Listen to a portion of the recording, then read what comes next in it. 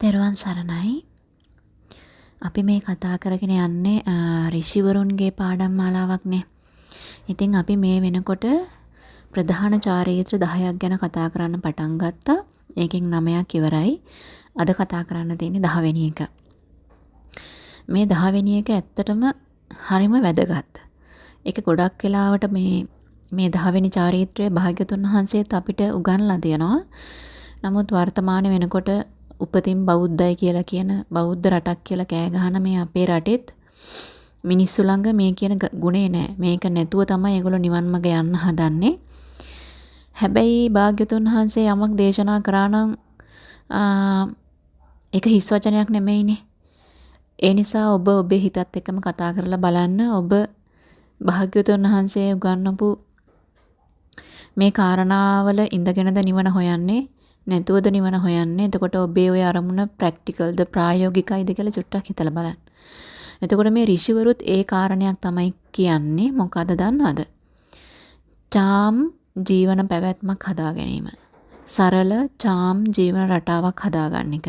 ඇත්තටම මේ ඍෂිවරු උගන්වනවා අපිට අලංකාර ලස්සන සාමයෙන් සතුටෙන් පිරුණු සැනසille ගෙවන ජීවිතයක් හදාගන්න ඕනි නම් මේ චාම් බව කියන එක අනිවාර්යයි කියලා.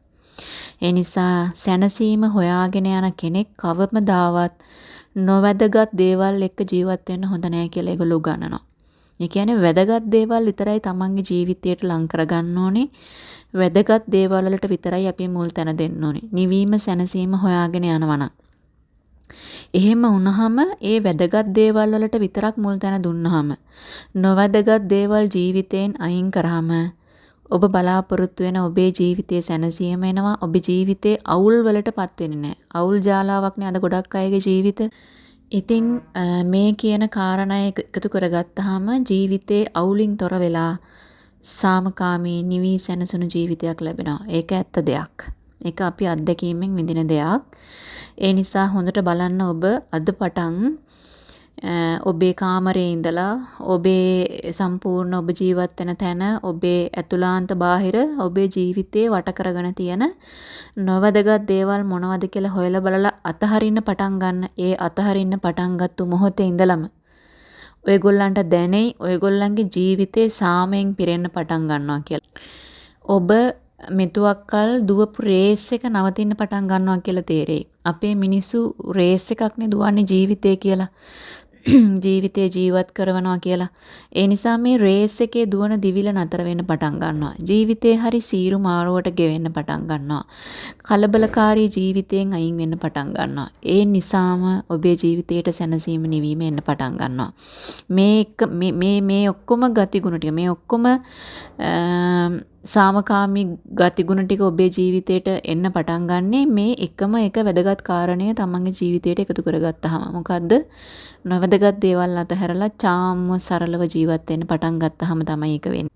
ඉතින් ඒක පටන් ගන්න හොඳම තැනක් තමයි ඔයගේ ඇඳුම් අල්මාරිය. බලන්න ඔබට අවශ්‍ය නොවන අපේ මිනිස්සු මේ දේවල් ලං කරගන්නේ අවශ්‍යතාවයටත් ලං කරගන්නවා, අවශ්‍ය නැති දෙයටත් ලං කරගන්නවා, අත්‍යවශ්‍ය කාරණයටත් ලං කරගන්නවා. ඒ නිසා දේවල් අත්‍යවශ්‍යයිද කියලා බලන්න මුලින්ම. ඊට පස්සේ ඕනනම් අවශ්‍යයිද කියලා බලන්න පුළුවන්. ඊට පස්සේ අර අත්‍යවශ්‍යත් නැති අවශ්‍යත් නැතුව ඔබ ලං කරගත්තු දේවල් ටික බලන්න ඔබේ ඇඳුම් අල්මාරිය ඇරියාම හොඳට තේරෙයි. එතකොට බලන්න ඔබ කොයිතරම් ඒ දේවල් ගොඩ ගහගෙනද කොයිතරම් ඔබ නාස්ති කරලාද. ඒ දේවල් ගොඩ ගහගෙන වැඩි වුණාම විශේෂයෙන් අත්‍යවශ්‍ය නොවන ඒවා නඩත්තු කරන්න ගත වෙන කාලය, පරිස්සම් කරන්න ගත වෙන කාලය, ඒ සඳහා වැය කළ යුතු සිතුවිලි ප්‍රමාණය කොච්චර හිතන්න ඕනිද බලන්න. විතර්ක වැඩි. මනස නොසන්සුන් වෙන්නේ සාමය නැති වෙන හේතු තමයි ඒවා. අපිට දේවල් වැඩි වෙනකොට ඒ වැඩි වෙන ප්‍රමාණයට අපිට ඒ දේවල් ගැන හිතන්න වෙනවා. හිතන ප්‍රමාණයත් වැඩි වෙනවා අනවශ්‍ය දේවල් තිබුණාම. එතකොට තමයි අපේ මනසේ කිසිම සාමයක් නැත්තේ. මොකද අපිට පැහැදිලිව නොපෙනුනාට මනස ඇතුලේ ඇවිස්සිල්ලක් ඇති වෙනවා ඒ දේවල් වැඩි වුණාම. ඉතින් භාග්‍යතුන් වහන්සේ දේශනා කරානේ අල්පේච්ඡ වෙන්න, සරල ජීවිතයකට හුරු වෙන්න. ගිහින් බලන්න මමත් ප්ලේලිස්ට් එකක් හදලා තියෙනවා කරණීයමෙත සූත්‍රයේ තියෙන මූලික ගුණ ධර්ම ටික දාලා. ඒ මූලික කාරණා ටිකේ කොච්චර තියෙනවද බලන්න. ඔය මේ චාම් ජීවිතයට අදාළ ಗುಣ ගොඩාක් ඒ ಗುಣ 16 ඇතුලේ තියෙනවා. එතකොට බුදු කෙනෙක් මෙහෙම වචනයක් නිකන් හිස් වචනයකට පාවිච්චි කරන්නේ නැහැ. උන්වහන්සේ ඒවා අත්දැකලා අත්විඳලා සම්පූර්ණම කාරණයක් වටා තියෙන සියලුම කාරණා දැකලා තමයි අපිට දෙයක් කියන්නේ. නිකන් අපි වගේ එක පැත්තක් දෙපැත්තක් විතරක් දැකලා කියනව නෙමෙයි. මොකද උන්වහන්සේ සම්මා සම්බුද්දයි. ඉතින් ඊට පස්සේ තව පුළුවන් අනිත් මිනිසුන්ට පේන්න ඔයගොල්ලෝ දේවල් මිලදී ගන්නවා රැස් කර ගන්නවා. අනිත් අයට තමන්ගේ වත්කම් පෙන්වන්න. මම මේ වගේ කෙනෙක් මට මේකක් තියෙනවා මට අරකක් තියෙනවා කියලා අනිත් මිනිස්සු සතුටු කරවන්න ඔබ කොච්චර මුදල් නාස්ති කරනවද? අනිත් මිනිස්සු සතුටු කරන්න ඔබ ඔබේ ගෙදර කොච්චර දේවල් ගොඩ ගහගෙන තියනවද කියලා බලන්න. හදවතට තට්ටු කරලා කවුරු හරි ආවහම හිස්ස තියෙනකොට ලැජ්ජයි. අරක අරහෙම නැතිකොට ලැජ්ජයි. මේක නැතිකොට ලැජ්ජයි. අර ගෙදර මිනිස්සු නම් මේ අලුතෙන් ආව මේකත් අරගෙන අපිට එහෙමවත් නැහැ. බලන්නකෝ ඔබ ඔහොම හිතනවා නම් ඔබ ඔහොම හිතලා නම් දේවල් එකතු කරගන්නේ ඔබ ඔහොම හිත නම් නිවන් මඟ යන්නේ පරස්පර විරෝධී අන්ත දෙකක් නේ. ඒ කියන්නේ ඔබ තෝරගෙන තියෙන නිවන් මඟයි ඔබේ ඇවතුම් පැවතුණු එකිනෙකට ගැලපෙන්නේ නැහැ කියලා තේරෙනවද? මේවා තමයි ඇත්තටම වර්තමානයේ ලංකාවේ ඉන්න බෞද්ධ මිනිසුන්ට නිවන් මඟ ඇහිරිලා තියෙන ගොඩක් කාරණා. ඒගොල්ලෝ මතු පිටින් නම් නිකන් හෙට අනිද්දා නිවන් යනවා වගේ තමයි වැඩ කරන්නේ මතු පිටින්. ඇතුළාන්තයට එබුණහම ඒ මතුපිට කාරණයක් එක්ක ගැලපෙන්නේ නැහැ. ඒ නිසා ඔබ හිතත් එක්ක චුට්ට කතා කරලා බලන්න. මම වුණත් ඒ විදිහට තමයි හිමින් වැඩ කරගෙන යන්නේ. මම මේ නිවන් දැකලා රහත් වෙලා කතා කරනව නෙමෙයි. මගෙත් අඩුපාඩු තියෙනවා. නමුත් ඒක දැක තමයි මම යන ගමන් තමයි මම මේ ඔයාලටත් කියලා දෙන්නේ. මේ ගුණේ තියෙන වාසිය මම අත්දකින්න නිසා. චාම් ජීවිතයක තියෙන වාසිය. ඊට පස්සේ තව පුළුවන් ඔබට චාම් ජීවිතයකට ඔයගොල්ලන්ගේ වටපිටේ වල ඇසුරු කරන අය එක දේවල් වලට කතා කරනවනේ. අරකට එන්න මේකට එන්න අරහෙයන් මෙහෙයන් කියලා. එහෙම හැම එක්කෙනාම අඬ ගහන පළියට යන එක පොඩ්ඩක් නතර කරලා බලන්න. හැමෝගෙම දේවල් වලට අවේලබල් වෙලා තියෙන එක ඔබ අවේලබල් වෙලා ඉන්නවා නම් හැමෝගෙම අවශ්‍යතාවලට ඒක පොඩ්ඩක් නතර කරලා බලන්න. චුට්ටක් ඒගොල්ලන්ගේ ආරාධනාවලට නෑ බෑ කියන්න පුරුදු වෙලා බලන්න ඔබට දැනෙන සහනය. චාම් ජීවිතයක් කියන්නේ එහෙම එකක්. අපිට එන හැම ඉන්විටේෂන් එකක්ම අපි බාර ගන්න ඕනේ නෑ. එහෙම එකක් අපිට අවශ්‍ය නැහැ. අපිට බැරි නම් අපේ අභ්‍යන්තර සාමය, අපේ අභ්‍යන්තර නිවීම, සැනසීම නැති වෙනවා කියලා තේරෙනවා නම් යම් දෙයකින් අපිට ඒක ප්‍රතික්ෂේප කරන්න පුළුවන් පෞරුෂය තියෙනවා. අපි කෙනෙක් අපිට පාටි එකකට කොහරි එළියට යන්න අරකට මේකට අඬ ගහනකොට අර දෙයට මේ දෙයට චුට්ටකේ අඬ ගහන පළියට අනේක නවත්තලා බලන්න අද ඉඳලා. ඔයාලට තේරෙයි ඔයාගේ ජීවිතේ නිවෙන්න පටන් ගන්නවා කියලා. ජීවිතේ චාම්ම සරලව ගෙවෙන්න පටන් ගන්නවා කියලා. සාමකාමීව සැහැල්ලුවෙන් ගෙවෙන්න පටන් ගන්නවා. ඊට පස්සේ කෑම කන ප්‍රමාණය අඩු කරලා බලන්න. දැන් කෑම ගැන කලින් කාරණා කතා කළානේ. ඇත්තට මේ මම කියපු විදිහට කෑම කන එක පටන් අරන් බලන්න මෙච්චර කල් බොරුවට කාලා තියෙන්නේ. සල්ලි නාස්ති කරලා අනවශ්‍ය විදිහට කෑම කන. අපිට එච්චර කෑම අවශ්‍ය නැහැ ජීවිතයක් පවත්වන්න. හරියට කෑම එක කන විදිහ කන්න ඕනි අවශ්‍ය ප්‍රමාණය මොකද්ද මම කෑමේ අවශ්‍යතාවය අඳුනගෙන කෑම කන්න පටන් ගන්නකෝ. ඇත්තටම අපේ රටේ මිනිස්සු හම්බ කරන ටිකෙන් මේ අපේ මිනිසුන්ට එක මදි වෙලා තියෙන ඔන්න වගේ අනවශ්‍ය වියදම්. මෙතනදී මට පොඩි කාරණයක් මතක් වෙනවා. මම මෙහෙන් වහන්සේ කෙනෙක් ඇසුරු කරා භාවනා මධ්‍යස්ථානයක. උන්වහන්සේලාගේ පෞද්ගලික ජීවිතයට බලපාන දේවල් නිසා මම හෙලි කරන්නේ කවුද කොහෙද කියන එක. ඉතින් දවසක් උන්වහන්සේගේ අම්මා බලන්න ගෙදර වැඩියලු බස් එකක. ඊට පස්සේ බස් එකක දුර ගමන් බස් එකක් උන්වහන්සේගේ ගෙදර දුරයි. ඉතින් ඒව තේබෝන නවත්තනවනේ දුර ගමන් බස්. එතකොට තේබෝන නතර කරාට පස්සේ ඉතින් උන්වහන්සේ මුදල් පරිහරණය කරන කෙනෙක් නෙමෙයි පාඩුවේ උන්වහන්සේ ඉතින් ඉඳගෙන ඉඳලා. ඊට පස්සේ බෞද්ධ මිනිස්සුට සාමාන්‍යයෙන් තේරෙන්නේ නැහැ. බෞද්ධ නොවන මිනිස්සෙක් ඉදිරිපත් වෙලා කියන මුස්ලිම් පිරිමි කෙනෙක් මෙහෙණින් වහන්සේ ඉඳගෙන ඉන්නවා දැකලා උන්වහන්සේට වළඳන්න බීම බෝතලයක් ගෙනහලා දුන්නලු. ඊට පස්සේ ගෙනත් දීලා ඉතින් මෙන්නසෙත් පින් දීලා බාරගෙන ඉතින් ඒ මුස්ලිම් පිරිමි එක්කෙනා මම මේ මුස්ලිම් කියලා ආමන්ත්‍රණය කරන්නේ ಜಾති ભેදයකට නෙමෙයි මේ වෙනස පහදලා දෙන්න. ඒ නැත්තම් එහෙම එකක් අපිට නැහැ. එතකොට එයාත් පොඩ්ඩක් එහා පැත්තේ සීට් එකේ ඉඳගෙන මෙහෙන් වාසෙත් කතාවට වැටුණලු. ඊට පස්සේ කතා කරන ගමන් ඉතින් ওই ධර්මයේ ගැනත් පොඩ්ඩක් කතා කරද්දී මේ මුස්ලිම් එක්කෙනා හරි ලස්සන කතාවක් හෙලි කරාලු. මොකද්ද දන්නවද? එයා කිව්වලු මෙහෙණින් වහන්සේ මේ සිංහල මිනිස්සු මුස්ලිම් අපිට හරියට දොස් කියනවා අපි බිස්නස් ලෝකේ අල්ලගෙන කියලා. ඇත්තටම ඒක වෙලා තියෙන්නේ මෙන්න මේ විදිහට කියලා මේ මිනිස්සයා හරි ලස්සනට විග්‍රහ කරාලු. ඇත්තටම මම එතන හිටියේ නැති වුණාට මේ මෙහෙණින් වහන්සේ මේ කියපු කතාව මට අහලා මට ලැජ්ජ හිතුණා මේ අපේ සිංහල බෞද්ධයන්ට වෙලා තියෙන දේ ගැන ඇහුවාම. එතකොට ඒ මුස්ලිම් එක්කෙනා කිව්වලු මේන්නාන්ස සිංහල මිනිස්යාගේ සිංහල අලුත් අවුරුද්දක් එනවනේ අපිට අප්‍රේල් වලට. එතකොට මේ මුස්ලිම් එක්කෙනා කිව්වලු ඒ සිංහල අලුත් අවුරුදු මාසෙට. ඒ කියන්නේ අප්‍රේල් මාසෙට විතරක් මුස්ලිම් කෙනෙක් රෙදි කඩයක් හරි කෑම කඩයක් හරි මොනවා හරි ඕනිම කඩයක් අප්‍රේල් මාසෙට විතරක් ඕපන් කළොත් කොහේ හරි ඒ මුස්ලිම් එක්කෙනා කිව්වලු අප්‍රේල් මාසෙට විතරක් එයාලට ලැබෙන ආදායම ඇති කිව්වලු මුළු අවුරුද්දම ජීවත් වෙන්න. ඉතුරු මාස 11ම ජීවත් වෙන්න අප්‍රේල් මාසෙට විතරක් එක කඩයක් ඇරියොත් ලැබෙන ආදායම ඇති කිව්වලු. හැබැයි සිංහල මිනිස්සයා අනිත් මාස 11ෙම හම්බ කරන සල්ලි මේ එක මාසෙට වියදම් කරනවා කිව්වලු.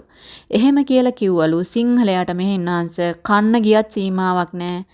ඇඳුම් පැළඳුම් ගන්න ගියත් සීමාවක් නැහැ. ගෙයක් දොරක් හදන්න ගියත් සීමාවක් නැහැ. ගමනක් බිමනක් යන්න ගියත් සීමාවක් නැහැ. ඒගොල්ලන්ට කිසි දෙයක ඇතිවීමක් නැහැ. ඒ නිසා තමයි කිව්වලු මුස්ලිම් අපේ බිස්නස් දියුණු වෙලා තියෙන්නේ. මේක බොරු නෙමෙයි. මේ දේශනේ අහන ඔයගොල්ලන්ගේ පපුවටත් තට්ටු කරලා අහන්න. ඔයගොල්ලෝ ගෙදරින් ලෑස්ති වෙලා යනවා කඩේට ගිහිල්ලා ගන්න බඩු ලිස්ට් එක. ඇත්තටම ඔයගොල්ලෝ කඩේට ගිහින් ගේන්නේ ගෙදරින් ලෑස්ති කරන් ගියපු ටික විතරමද කියලා බලන්න. කඩේට ගියාට පස්සේ දකින එක හිතට කිසිම පාලනයක් නැතුව ඕනේ නැති ඒවා අරන් එනවා.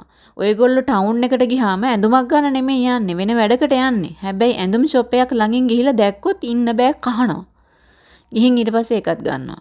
ඔහොම තමයි සිංහල මිනිස්සයා. බලන්න ඇත්තට මේ මුස්ලිම් දෙමළ මිනිස්සු අපේ රටේ ඉන්න යම් ප්‍රමාණයක්. පොඩ්ඩක් ඒගොල්ලන් ගෙදරකට ගිහිල්ලා බලන්න. ඒගොල්ලන් හරිම පොඩි ප්‍රමාණයකින් ජීවත් වෙන්නේ. කෑම කන්න ගියාමත් අත්‍යවශ්‍ය ටික විතරයි. යාළුවෝ ගෙවල් දොරවල් හදන හැටි බලන්න. අපේ රටේ මිනිස්සු ගෙයක් හදන්න ගියාම බලන්න මැරිලා ඊළඟ ආත්මෙත් ගෙවිලා තව ආත්මයක් යනකොටත් අර ගෙදර මිනිසුන්ට වැඩ ඉවර වෙලා නැහැ. මොකක් වෙනුවෙන්ද මේ? සම්පූර්ණයෙන්ම ලෝකෙට ලොකු කම්පෙන්නන්න ගිහිල්ලා. සිංහල මිනිස්සයාට වෙලා තියෙන්නේ ඒක. ඒ වුණාට කියන්නේ නම් අපි මෙහෙම නිවන් යන්න හදන අය, අපි මෙහෙම අහවල් අය උදේ පටන් රෑ වෙනකන් එක එක channel වල බණ අහනවා. බණ ලංකාවේ බණ කොච්චර මාකට් වෙනවද කියලා. හැබැයි ඒගොල්ලන්ගේ හැසිරීම බලපුවාම තේරෙනවා බණ මෙච්චර මාකට් වෙන්නේ ඒගොල්ලෝ මේක ප්‍රැක්ටිකලි පුහුණු කරන්නේ නැහැ කියන එක තමයි ඒකේ යටි අරුත. ඇත්තටම අපි හිත හැදුවා නම් ඔච්චර බණ අහන්න ඕනේ නැහැ. මොකද දැනටමත් අපි ළඟ ප්‍රායෝගිකව ඒක තියෙන නිසා. මෙච්චර බණ අහනවා කියන එකේ සැඟවුණු අර්ථය තමයි හිත හදලා නැහැ කියන එක. ඒ නිසා ඒ මිනිස්සයා කියපු කතාව ඇත්ත කියලා දැන් ඔයගොල්ලන්ටත් තේරෙයි. සිංහල මිනිස්සයාට චාම් සරල ජීවිතයක් ගෙවන්න බෑ.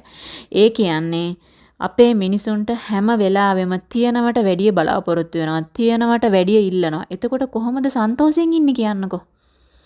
තියන ටිකෙන් සෑහීමටපත් වෙන්න බෑ. ඒ කියන්නේ මැරෙන කම්ම තියන ටික ගැන සතුටු වෙන්න බෑ. තව මොන හරි ඉල්ලනවා. ඉතින් මැරෙන කම්ම හැමදාම මොන හරි ඉල්ලනවා කියන්නේ. අපි දෙයක් ඉල්ලනවා කියන්නේ ඒක අපිට දැනට නෑ කියන එකනේ. එතකොට දෙයක් නෑ කියන හැඟීමට යට වුනහම මනසට සන්තෝෂයක්ද එන්නේ අසහනයක්ද එන්නේ කියලා බලන්න. තියන එකකින් සෑහීමටපත් වෙලා අපිට අපේ අවශ්‍යතා තියෙන දේවල් වලින් එහෙට මෙහෙට කරලා පිරිමහ ගන්න පුළුවන් නම් එයාට නිකන් හැමදේම තියනවා වගේනේ දැනෙන්නේ. එයා සතුටින් ජීවත් වෙන්නේ. ඉතින් භාග්‍යවතුන් වහන්සේ මේ දේශනා කරන්නේ ඒක නෙමෙයිද? මේ ඍෂිවරුත් අපිට උගන්වන්නේ ඒක නෙමෙයිද? එතකොට ඔයගොල්ලන්ට හිතෙන්න පුළුවන් මේ ලැබිච්චි දෙයින් සෑහීමටපත් වෙලා චාම් සරල ජීවිතයක් ගෙවනවා නම් ගෙවන්න ඕන නම් අපිට ජීවිත අරමුණු කරා යන්න බෑනේ එතකොට. අපිට දියුණු වෙන්න ඕනි කියන සිතුවිල්ලක් ඕනේ නෑනේ එතකොට. නෑ. එතන තියෙන්නේ පරස්පර විරෝධී වටහා ගැනීමක්. අපිට අරමුණු තියාගන්න පුළුවන්.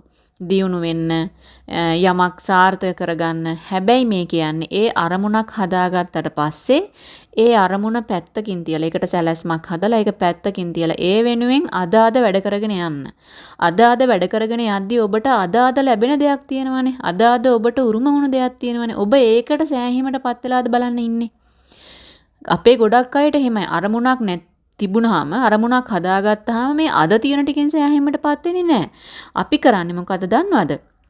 අර ගමන කෙලවර තියෙන හරි ලැබෙයිද දන්නේ නැති නොලැබෙයිද දන්නේ නැති අඩමාන මසුරම් පොදියකට ලොල් වෙලා මේ වර්තමාන මොහොතේ අසහනෙන් ජීවත් වෙන්නේ.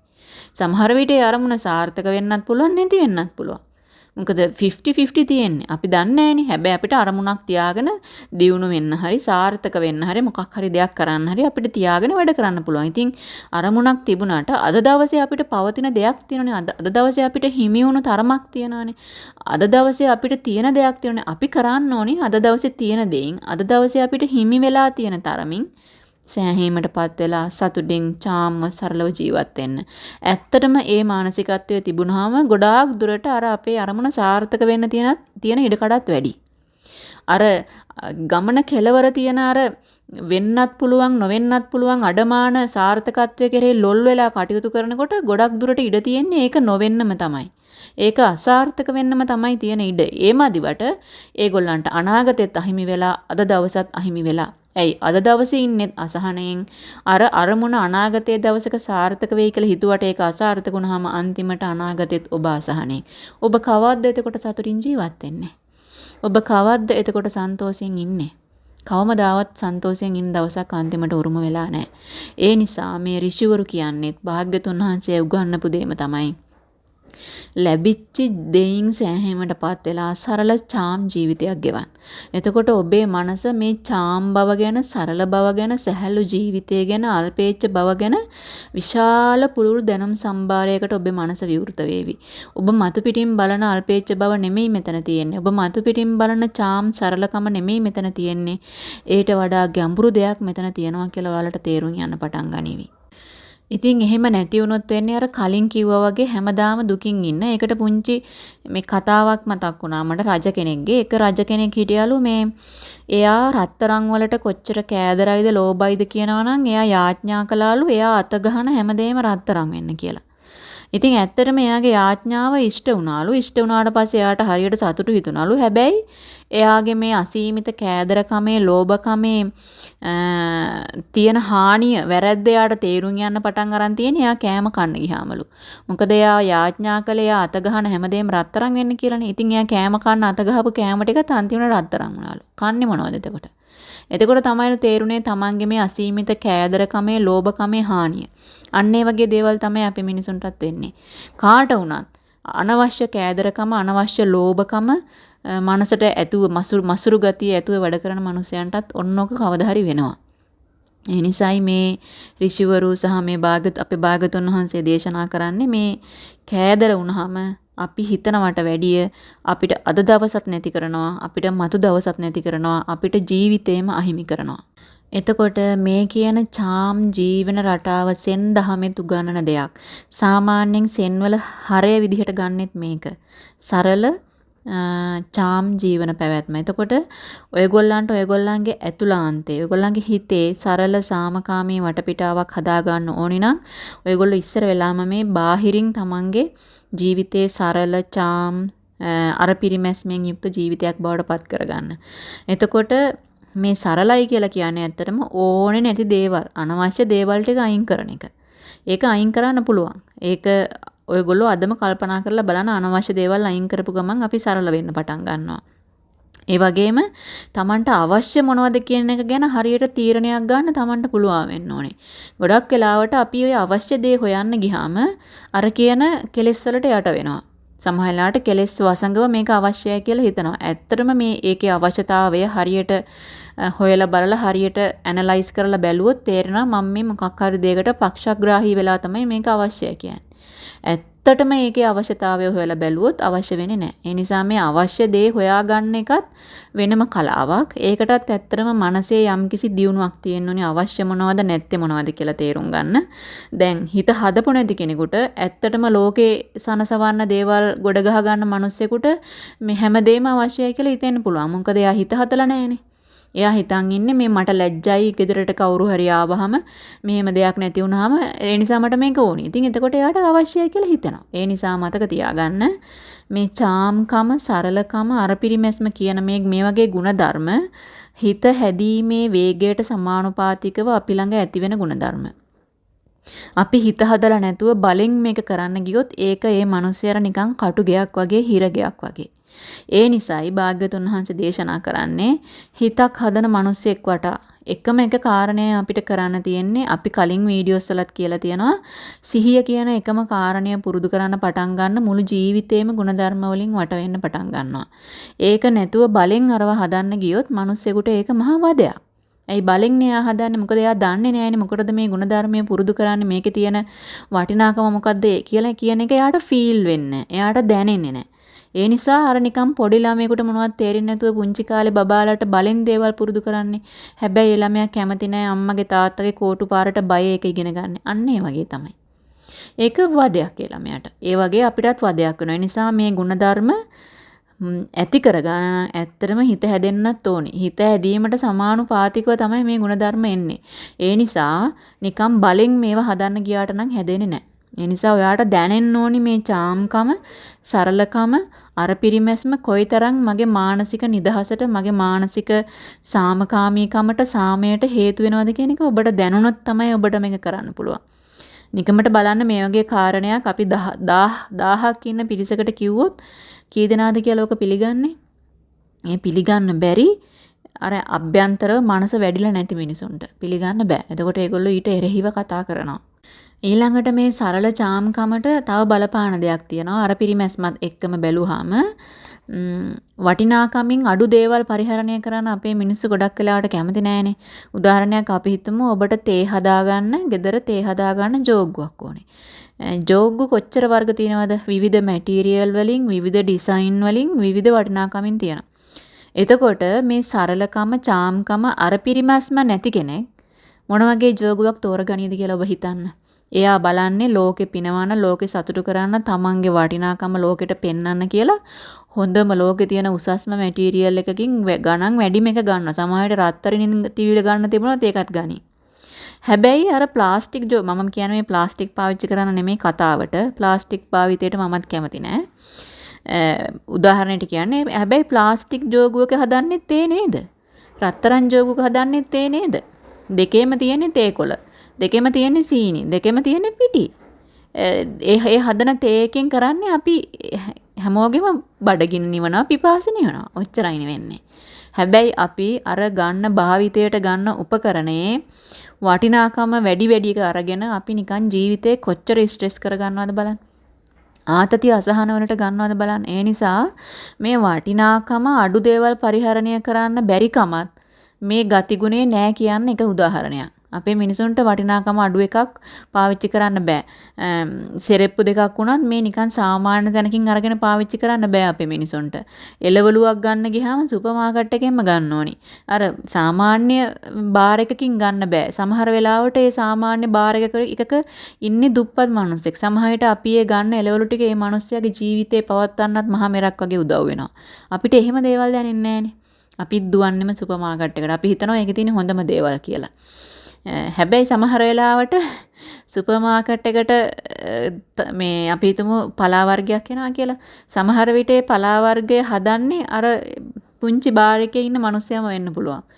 වටේ ගිහිල්ලා සුපර් මාකට් එකට එන්නේ හොඳට හොදලා වේලලා පැකින් කරලා ආවන් අපි හිතනවා ඒක නිකන් රජමාලිගයක හැදුවා කියලා තමයි අපේ මිනිස්සු හිතන් ඉන්නේ.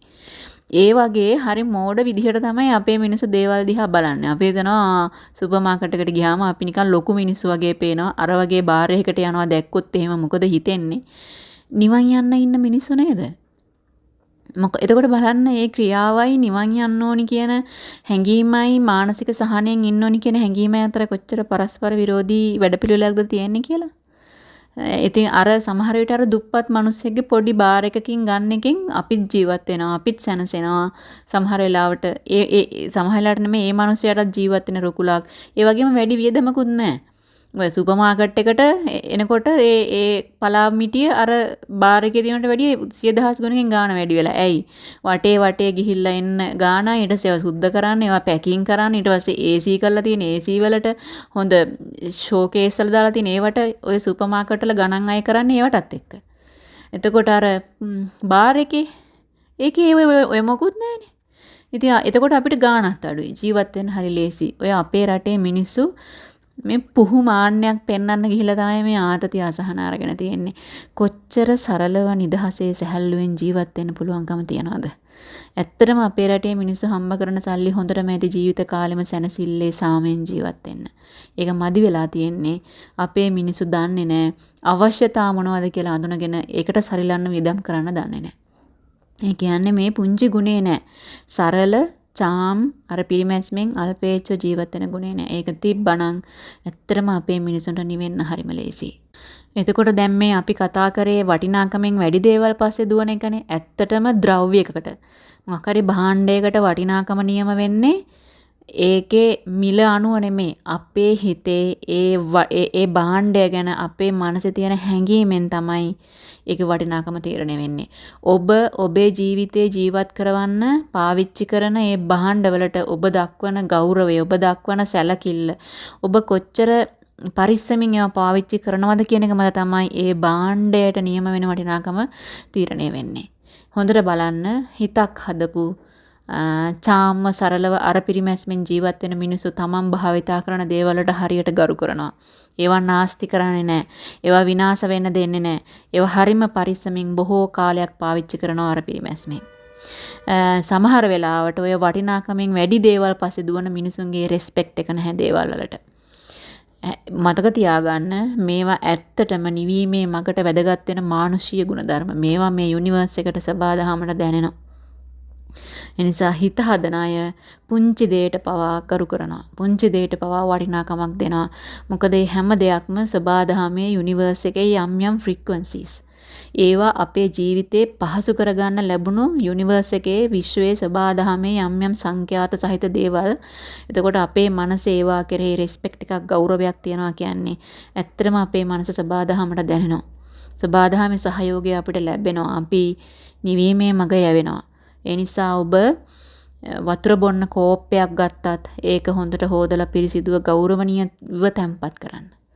ගෞරවණීයව තියන්න. ඔබේ ජීවිතේ ජීවත් කරවන්න ලැබුණු දේවල්, සබාදහමේ දේවල්, ඕවා ඔබට අයිති දේවල් නෙමෙයි. ඔබ හිතනවා මම හම්බ කරලා මගේ සල්ලි වෙදම් කරා නම් මොකද තියෙන ප්‍රශ්නේ කියලා. මම කියන්නේ මම අර සැර වචනයක් පාවිච්චි කරනවා. අම්මනකම වැඩි කමට හිතන දේවල් මොකද දන්නේ නැහැනේ මේ Taman ජීවත් වෙන්නේ සබාදහමේ කෑල්ලක් විදිහට කොටසක් විදිහට මේ ඔක්කොම මම හම්බ කරාට මේවා ඔක්කොම සබාදහමේ දේවල්. ඒගොල්ලෝ හිතනවා මගේ අතට මොන හරි කළ සල්ලි ආවහම නිකන් සබාදහමම මගේ වසඟේ තියනවා කියලා නෑ. අපිට ජීවත් වීම පිණිස පැවැත්මට තියෙන දේවල් අපි සල්ලි දීලා ගත්තට ඒවා සබාදහමේ දායාද. එතකොට අපිට දැනෙන්න ඕනේ හැංගීම. ඒ නිසානේ බලන්න භාග්‍යතුන් වහන්සේ පැවිද්දන්ට සිවුරක් එහෙම ලැබුණාම ඒක පාවිච්චි කරන්න කියපු විදිහක් තියෙනවා. ඒ සිවුරක් හම්බුනහම ඒක ඉරුණොත් ඒක මහන්න කිව්වා, අණ්ඩයක් දාගන්න කිව්වා. නැවත නැවත අපිට සිවුරු පඳු ගහන්න තියෙනවානේ. ඒ කියන්නේ පාට ගියාම ආයෙ පාට ගහන්න ඕනේ. ආයෙ පාට දාලා පුළුවන් තරම් පාවිච්චි කරන්න ඕනේ. ඉරුණොත් අණ්ඩක් දාලා පැච් එකක් දාලා පාවිච්චි කරන්න ඕනේ. ඊට පස්සේ සිවුර පොරවන්න බැරි තැනට ආවහම ඒක රැයට නිදා ගන්න හැම පොරෝනා රෙද්දක් විදිහට පාවිච්චි කරන්න කිව්වා. එහෙම නැත්නම් ඇතිරිල්ලක් විදිහට පාවිච්චි කරන්න කිව්වා. එහෙමත් බැරි නම් මකරි අත්පිස්නාවක් විදිහට පාවිච්චි කරන්න. නැත්නම් පාපිස්නාවක් විදිහට. ඒකෙන් පස්සෙත් විසික් කරන්න එපා කිව්වා. ඉස්සර කාලේ ඉතින් මෙහෙම මේ භික්ෂුන්ට සැප පහසු සහිත මේ කුටි හම්බෙලා නැහැනේ. එතකොට මැටි වගේ දේවල් ගහලා හදලා තියෙන්නේ. එතකොට බුදුරජාණන් වහන්සේ දේශනා කරා අන්තිම රොඩ්ඩත් රෙද්දේ ඒකත් අර මැටි එක කලවම් කරලා කුටිවල බිත්තිවලට ගහන්න පාවිච්චි කරන්න කිව්වා. බලන භාග්‍යතුන් වහන්සේගේ ගැනීම මේ කවුද කියන්නකො භාග්‍යතුන් වහන්සේ කියන්නේ සක්විති රජ වෙන්න පින් තිබුණු උත්තමයන් වහන්සේ කෙනෙක්. සක්විති රජ කියන එක අපේ මිනිස්සුන්ට එකපාරට ඔලුවට ගියාට යන්නේ නැහැ කවුද සක්විති රජ කියන්නේ කියලා. එච්චර හිමිකයි. අපි නිකමට හිතමු මුළු පෘථුවියටම ආධිපතිත්වය දරන්න පුළුවන් දේවල් තිබුණු මිනිස්සෙක් මේ බුදු වුණාට පස්සේ කියන වචනයක් මේක. හිතන්නකො කොහොම කියන්න ඕනිද කියලා. ඒවා මහ පුදුම ගුණ මතක තියාගන්න. සර්වඥතා ඥාණය ප්‍රතිලාභ කරපු ශ්‍රේෂ්ඨ උත්තමයන් වහන්සේ කෙනෙකුට විතරයි එහෙම ප්‍රකාශයක් කරන්න පුළුවන්. එතකොට මම අහන්නේ අපි යන්නේ ඒ බුදුන් දේශනා කරපු නිවීමේ මග නම් අපිත් යන්න ඕනේ බුදුන් ගිය පාරේ නෙමෙයිද? ඒ බුදුන් අනුගමනය කරපු විදිහට නෙමෙයිද අපිත් අනුගමනය කරන්න ඕනේ? උන්වහන්සේගේ අවතුම් පැවතුම් නෙමෙයිද අපිට තියෙන්න ඕනේ? ඒ නිසා චුට්ටක් පපුවට තට්ටු කරලා හිතලා බලන්න. දෙයක් විසික් කරන්න කලින්, දෙයක් අයින් කරන්න කලින් අපිට කොච්චර ඒක පාවිච්චියට ගන්න පුළුවන්ද?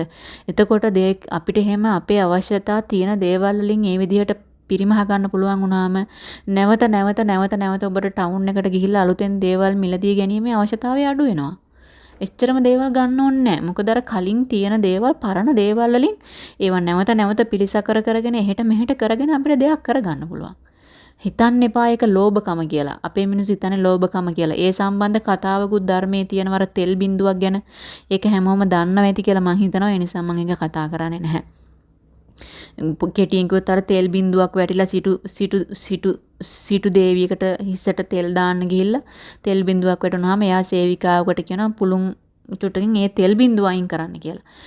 වෙදකම් කරන්න ගියේ වෙදතුමාට හිතනවා මේ මිනිස්සයා මෙච්චර ලෝභයි නම් මේ තෙල් බිඳුවට මං ඉල්ලන මුදල නම් දෙන එකක් නෑ කියලා. එතකොට මේ සිතුවිල්ල එන්නේ කාටද දන්නවද? බෝසතාණන් වහන්සේට. මේ වෙද දුරා විදියට ඉන්නේ බෝසතාණන් වහන්සේ.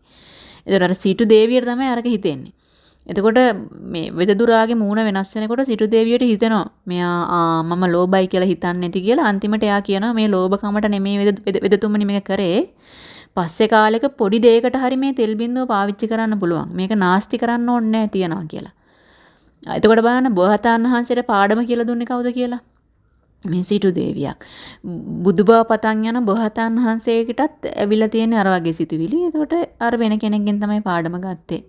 එතකොට මේ අර පිරිමැස්මෙන් චාම්ම සරලව ජීවත් වෙනකොට කෙනෙකුට හිතෙන්න පුළුවන් මේක දුප්පත්කමක්, මේක ලෝභකමක්, කුහකකමක්, කුම්මහේකමක්. ඔය ලෝභකමේ, කුහකකමේ, කුම්මහේකමේ, මසුරුකමේ සහ මේ ගුණේ වෙනස දැනගන්නත් ඕනි අපි. හොඳට මතක තියාගන්න. ඒ සරලව ජීවත් වෙනකොට මම දැකලා තියෙනවා වර්තමානයේ පැවිද්ද තුල පවා මේක වැරදියට තේරුම් ගන්න තියෙනවා. ඒගොල්ලෝ හිතනවා මේ පුංචි සරල චාම් තැනක හිටියාම මිනිස්සු හිතයි මම දුප්පත් පැවිද්දෙක් කියලා. කිසිම දෙයක් නැති කෙනෙක් කියලා. ඇත්තටම සමාජය එහෙම තමයි හැදිලා තියෙන්නේ. ගිහි මිනිස්සුත් එහෙමයි. මිනිස්සුත් හිතන් ඉන්නේ මේ සෙරෙප්පු දෙකක්වත් නැතුව අණ්ඩ දාපු සිවුරක් ඇඳගෙන මේ කටුමැටි ගහපු පුංචි සරල කුටියක ලින්දකින් වතුර නාගෙන ඇලකින් දොලකින් වතුර නාගෙන ලයිට් නැතුව වතුර නැතුව ඉන්න පැවිද්දෙක් හිඟන්නේ කියලා තමයි දුප්පතෙක් කියලා තමයි හිතන් ඉන්නේ. ඇත්තටම ලෝකේ තියෙන පෝසත්ම ගති ටික තියෙන්නේ ඒ උත්තමයන් වහන්සේ ළඟ. අපේ මිනිස්සු හිතනවා මේ රෑට තොරන් ගහලා වගේ ලයිට් දාලා ලෝකෙම තියෙන ගොඩ නැගිලි ටික හදලා කොන්ක්‍රීට් වනාන්තර ගොඩ නැගලා තියෙන අන්න ඒ තමයි දියුණුම තැන. ඒ තමයි හොඳ හාමුදුරු. ඒ තමයි හොඳ මෙහෙන් වහන්සේ. ඒ තමයි ශ්‍රේෂ්ඨ කෙනා. බලන්න අපේ මිනිස්සු යන්නේ කොහෙද කියලා. ඒ නිසා හැබැයි හිතන්න එපා මේ එහෙම තැන්වලත් ಗುಣධර්ම මේ තියෙන භික්ෂුන් නැහැ කියන එක නෙමෙයි මේ කියන්නේ. මෙතන අන්ත දෙකක් තියෙනවා. ඒක හරියට තේරුම් ගන්න. අපිට හොයන්න බෑ ಗುಣධාම තියෙන කෙනා ඉන්නේ කොතනද කියලා. මේ කියන්නේ අර පිරිමැස්ම තියෙන කෙනා දිහා ලෝකේ බලන්නේ මහ ලෝභ මසුරු කෙනෙක් විදිහට. එතකොට සමහර අය හිතනවා මේ ලෝකයයි මං ගැන මෙහෙම හිතයි කියලා. ඒගොල්ලෝ හිතාමතාම බඩු ගොඩ ගහ ගන්න හදනවා. ඒකයි මම මුලින්ම කිව්වේ ලෝකෙට ඕනි විදිහට නෙමෙයි ජීවත් වෙන්න ඕනේ. අපි නටන්නේ එතකොට හැමදාම ලෝකෙට ඕනි විදිහටද? ඔබට සැනසීම තියනවද කියලා බලන්න. ලෝකෙට ඕනි විදිහටම දඟලන්න ගියාම ඔබේ හිත සාමකාමී වෙනවද කියලා බලන්න. නෑනේ. ඇයි ලෝකේ කියන වචනට ඔයාලා පෙරලෙනවා. මොකද ලෝකයා කියන්නේ බුද්ධිමත් තැන නෙමෙයිනේ. ලෝකයා කියන්නේ මෝඩ තැන, අවිද්‍යාවෙන් පිරුණු තැන. ඒගොල්ලෝ හිතු පැත්තට වචන වෙනස් කරනවා. එකම කාරණයක් ගැන හිතුණු පැත්තට අදහස් දෙනවා. එතකොට ඔබ ඔය අදහස් දෙන විදිහට පැන ඉන්නද ඔබේ අදහස්? එතකොට මොකක්ද ඔබේ පැවැත්ම? මොකක්ද ඔබේ නිවීමේ මඟ? එක වතාවකට ලෝකයා එක දෙයක් කියනකොට ඒ විදිහට දඟලනවා. මෙහෙම කියනකොට ඒ විදිහට දඟලනවා. නෑ. ඔබට ස්වාධීන අදහසක් තියාගන්න. ඔබට ස්වාධීන ගමනක් තියාගන්න. ලෝකෙන් ගන්න තියෙන හොඳ දේ ගන්න. ඒත් කියන දෙයට එහෙට මෙහෙට පැද්දි ඉන්න ගියාම කොහෙද කියන්නකෝ ඔයාලට සැනසීමක් එන්නේ. සන්තෝෂයක් එන්නේ. නිවීමක් එන්නේ. ඉතින් අද අන්තිම කාරණය නිසා ටිකක් වෙලා ගියා වීඩියෝ එකට. මේ කියන කරුණු 10 තමන්ගේ ජීවිතයට එකතු කරගෙන ඔයාගේ හදවත ඇතුළෙන්ම ඔයාගේ පපුව ඇතුළෙන්ම ඔයා තීරණයක් ගත්තොත් මම මේ ජීවිතේ යන්න පුළුවන් ඉහළම මට්ටමට මම මගේ ජීවිතේ අරන් යනවා කියලා හදවතට එකඟව අවංකව ලැදිව පේ වෙලා හදවතින් මේ තීරණය ගත්තොත් ඒ තීරණය ගන්න මොහොතේම ඒක සිද්ධ වෙන්න ආරම්භ වෙනවා. ඊට අනුකූලව සබාධම වැඩ කරන්න පටන් ගන්නවා.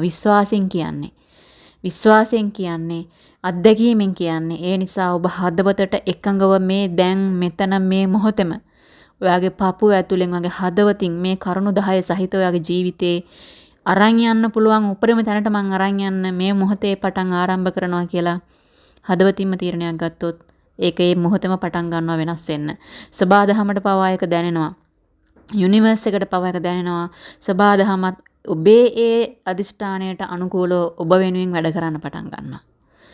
ඔබේ මොහොතම වෙනස් පුද්ගලයෙක් බවට පත් වෙනවා. ඔබේ ශ්‍රේෂ්ඨ අලුත් උසස් ඉරණම කරා පියනගන කෙනෙක් බවට පත් වෙනවා. ඒ නිසා මම හිතනවා ඔබට ඒ අදිෂ්ඨානය මේ මොහොතේ ඇති වෙයි කියලා. මේ තමයි 10 වෙනි කාරණය. මේකෙන් මේක ඉවර නෑ.